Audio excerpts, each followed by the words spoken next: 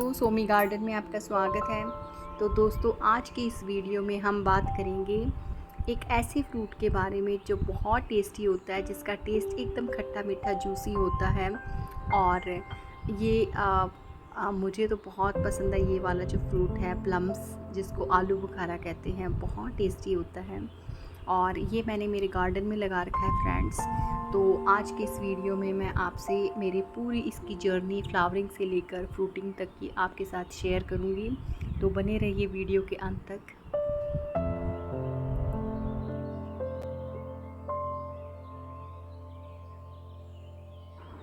हमेशा फ्रेंड्स, आप जब भी कोई फ्रूट का प्लांट लाएं तो ग्राफ्टेड ही लाएं। और ग्राफ्टेड जो प्लांट होता है वो बहुत जल्दी फ्रूटिंग करने लग जाता है कंपैरेटिवली जो सीड से ग्रो करते हैं। और आजकल हर वैरायटी, हर प्लांट जो फ्रूटिंग प्लांट है वो ग्राफ्टिंग में आपको हर नर्सरी पे मिल जाता है इजीली। और तो कोशिश कीजिएगा कि आप जब भी कोई फ्रूटिंग प्लांट लाएं तो आप ग्राफ्टेड ही लाएं, जिस पे कलम चढ़ी होती है। तो आप उसका तना देखेंगे तो नीचे आपको समझ आ जाएगा, वहाँ एक कट जैसा दिखेगा, तो उससे समझ आ जाएगा कि ये प्लांट ग्राफ्टेड है।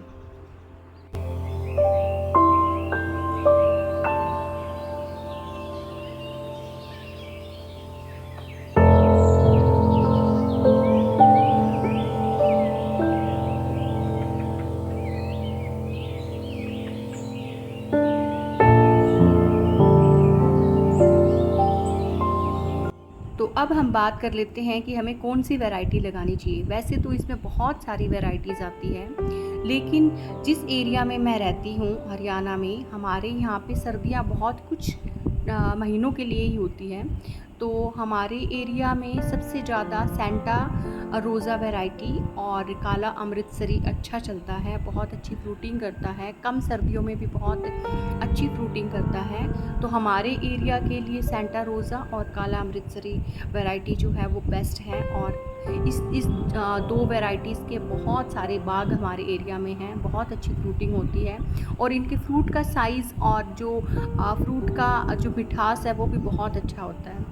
तो ये दो वैरायटी का जो है चयन कर सकते हैं आप, अगर आप राजस्थान, हरियाणा, पंजाब में रहते हैं, इस एरिया में रहते हैं, नॉर्थ साइड में।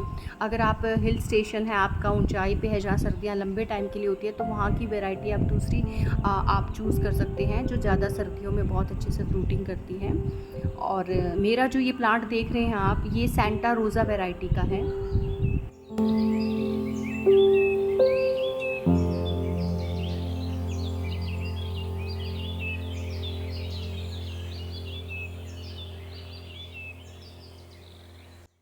तो अब हम बात कर लेते हैं फ्रेंड्स कि आपको किस तरह की मिट्टी तैयार करके इसको लगाना है। अगर आप ज़मीन में लगा रहे हैं तो आप चाहते हैं कि आप केमिकल फर्टिलाइज़र वगैरह ना यूज़ करें, आप ऑर्गेनिक फर्टिलाइज़र यूज़ करना चाहते हैं, तो सबसे बेस्ट है गोबर खाद और वर्मी कंपोस्ट। आप बहुत अच्छी मात्रा में लगभग 15-20 किलो के करीब वर्मी कंपोस्ट, गोबर खाद को मिट्टी में अच्छी तरह से मिलाकर गुड़ाई करके उसका बेड तैयार करके आप इसका प्लांट लगा सकते हैं। और अगर आप गमले में लगा रहे हैं तो आप उसी मात्रा को आप गमले के साइज़ के अकॉर्डिंग बड़े साइज़ में ही लगाएं, क्योंकि फ्रूटिंग प्लांट है, जितना बड़ा कंटेनर, जितने बड़े गमले में लगाएंगे उतनी अच्छी फ्रूटिंग होगी। और उसके लिए आपको जितनी आप गार्डन सॉइल लेते हैं उसका, जैसे मान लो आपने 50% गार्डन सॉइल ली है, तो आप 50% ही दूसरी चीज़ें मिला सकते हैं। उसमें वर्मी कंपोस्ट भी आ जाएगा, आपका गोबर खाद भी आ जाएगा। अगर आप नीम खली वगैरह डालना चाहते हैं तो कुछ मात्रा उसकी यूज़ कर सकते हैं आप। इसमें आप थोड़ा सा अगर आप गमले में लगा रहे हैं तो स्टार्टिंग में जो पोटिंग सॉइल आप तैयार करते हैं उसके अंदर आप मस्टर्ड केक का भी थोड़ा सा जो पाउडर है वो डाल सकते हैं। एप्सम सॉल्ट की भी मात्रा थोड़ी सी आधा चम्मच के करीब ले सकते हैं। और आपकी इच्छा के अनुसार आप जो आपको ऑर्गेनिक फर्टिलाइज़र जो भी आप डालना चाहते हैं वो सब डालकर आप इसकी अच्छी सी जो सॉइल मीडियम तैयार कर सकते हैं और आप इसको लगा सकते हैं। बस ध्यान ये रखें कि जो आपका सॉइल मीडियम है वो पोरस हो, वेल ट्रेनिंग हो और बहुत रिच हो। अगर आप गमले में लगा रहे हैं तो उसके अंदर बहुत सारे न्यूट्रिएंट्स हो ताकि बहुत अच्छी फ्रूटिंग हो। और साइज़ थोड़ा बड़ा लें कंटेनर का। और जो भी गमला लें सीमेंट का लें या मिट्टी का गमला लें, प्लास्टिक की पॉट में ना लगाएं।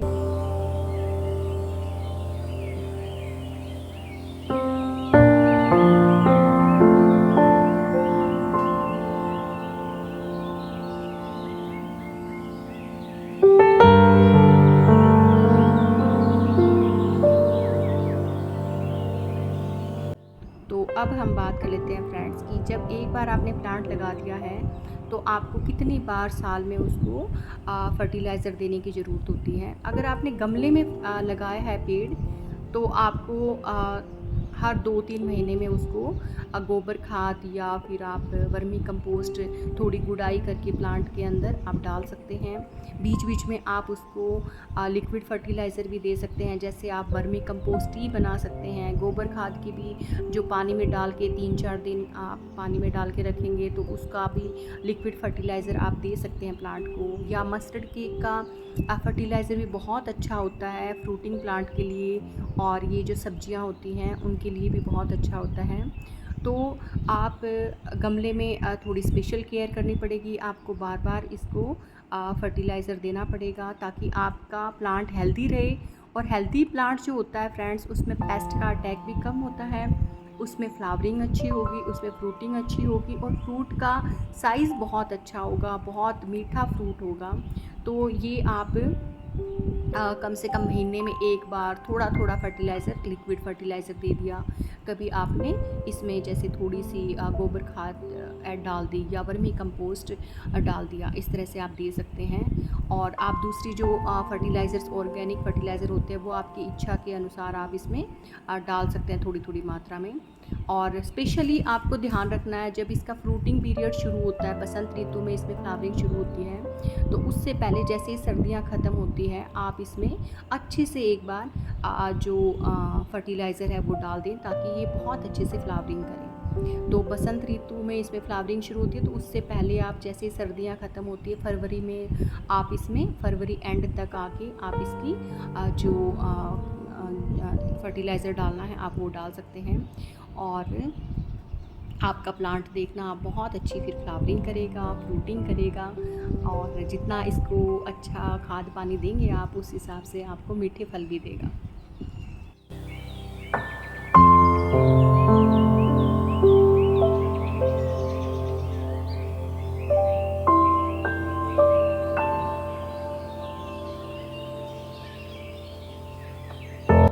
तो अब हम बात कर लेते हैं फ्रेंड्स सनलाइट रिक्वायरमेंट की। जितने भी फ्रूट वाले प्लांट होते हैं, अगर उनको प्रॉपर सनलाइट नहीं मिलेगी तो उन पे फ्लावरिंग और फ्रूटिंग नहीं होगी तो कम होगी। तो आप इसको अगर ज़मीन में लगा रहे हैं तो आप इंश्योर करें कि ऐसी जगह लगाएं जहाँ पे बहुत अच्छी इसको धूप मिले। और गमले में लगा रहे हैं तो गमला ऐसी जगह रखें जहाँ पे इसको बहुत अच्छी धूप मिले। और बड़े साइज़ का गमला लें फ्रेंड्स, अगर आपको अच्छी फ्रूटिंग लेनी है तो बहुत बड़े साइज़ के गमले में आप लगाएं, क्योंकि ये अगर आप ज़मीन में लगाते हैं तो ये प्लांट 15 फीट तक जाता है और बहुत अच्छे से फैलाव भी बहुत अच्छा होता है। इसमें बहुत सारी ब्रांचेस निकलती है, जैसे कि आप देख रहे हैं ये एक तरह से झाड़ी नुमा प्लांट है, इसमें बहुत सारी ब्रांचेस निकलती है।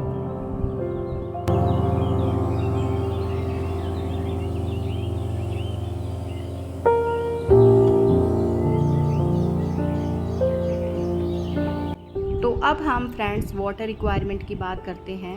अगर आपने गमले में प्लांट को लगाया है तो आपको जब लगे कि ऊपर की 1 से 1.5 इंच तक की मिट्टी सूख गई है तभी आप पानी दें। अगर सर्दी है तो वो मिट्टी सूखने में ज़्यादा टाइम लगेगा, अगर गर्मियाँ हैं तो वो मिट्टी जल्दी सूख जाएगी। तो हो सकता है दिन में आपको 2 बार भी पानी देना पड़े, मई और जून की गर्मी में। अगर आपने सर्दियों में जैसे आपके यहाँ ठंड अच्छी पड़ती है तो क्या पता आपको 15 दिन 20 दिन प्लांट में पानी ना देना पड़े। तो वो आप चेक करके दें, जब लगे कि हाँ ऊपर की मिट्टी सूख गई है 1 से 1.5 इंच तभी पानी दें। अगर आपने प्लांट ज़मीन में लगाया है तो सर्दियों में महीनों तक आपको पानी देने की ज़रूरत नहीं पड़ती है, और गर्मियों में आपको हर दूसरे तीसरे दिन पानी देने की ज़रूरत पड़ती है।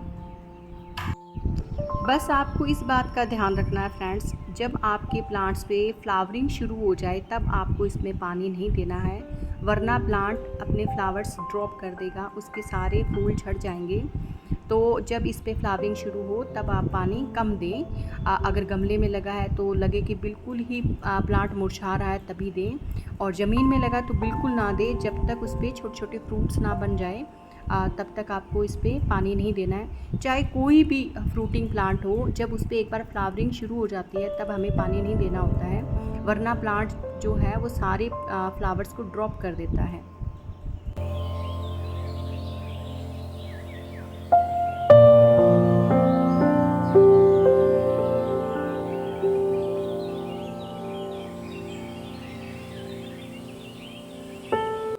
तो अब हम बात कर लेते हैं कि हमें कटिंग कब करनी है इस प्लांट की।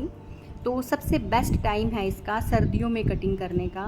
नवंबर से लेके आप जनवरी में इसकी कटिंग कर सकते हैं, ताकि जब फरवरी में बसंत ऋतु आए, जब मौसम में गर्माहट आए, तब इसके अंदर बहुत अच्छी नए नए शूट्स निकले और बहुत अच्छी उस पर फ्लावरिंग हो। तो बेस्ट टाइम है नवंबर से जनवरी के बीच में आप इसकी कटिंग कर सकते हैं। और उसके बाद में अगर साल में आप चाहते हैं इसके पेड़ को प्लांट को शेप में रखना, तो आप एक बार जब फ्रूट ले लें इस पर, इसके फ्रूट्स को तोड़ने के बाद में आप मार्च में जाके इस पर सॉफ्ट प्रूनिंग कर सकते हैं, या जब आपको लगे बारिश में पेड़ बहुत ज़्यादा ग्रो हो रहा है तब भी आप इसमें सॉफ्ट प्रूनिंग कर सकते हैं।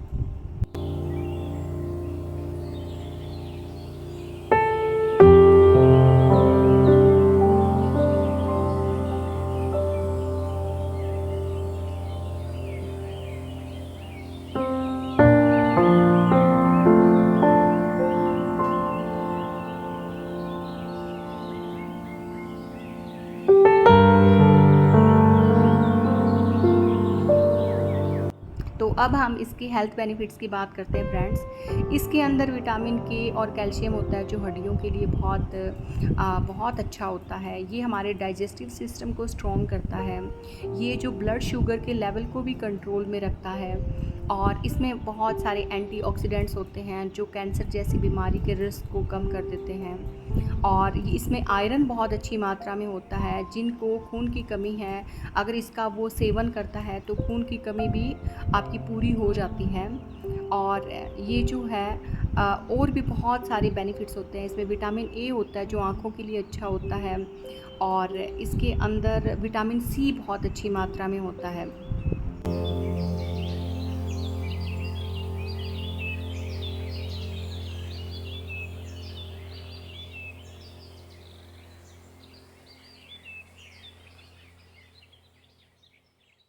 लास्ट में फ्रेंड्स मैं आपको एक बहुत अच्छी ड्रिंक बताती हूँ जो मैंने इस साल बनाई थी। मैंने जैसे आम पन्ना बनाते हैं कच्ची कैरियों को लेकर, उसी तरीके से ड्रिंक तैयार किया जो बहुत रिफ़्रेशिंग था, बहुत टेस्टी था। उसके लिए मैंने इसके फ्रूट को थोड़ा सा पानी में डालकर 1-2 सीटी आने तक पकाया, और उसके बाद में इसके पल्प को लेकर चीनी डालकर उसको पीस लिया। उसके अंदर मैंने फ्रेश पुदीना के पत्ते डालकर उसको पीस लिया, और छानकर इसके जो जूस है उसके अंदर मैंने काला नमक, जीरा पाउडर डाला, और उसको ठंडा करने के लिए फ्रिज में रखा, और फिर उसको ठंडा ठंडा बर्फ़ डाल के उसको सर्व किया, जो बहुत रिफ़्रेशिंग था और बहुत टेस्टी था। आप ज़रूर ट्राई करें।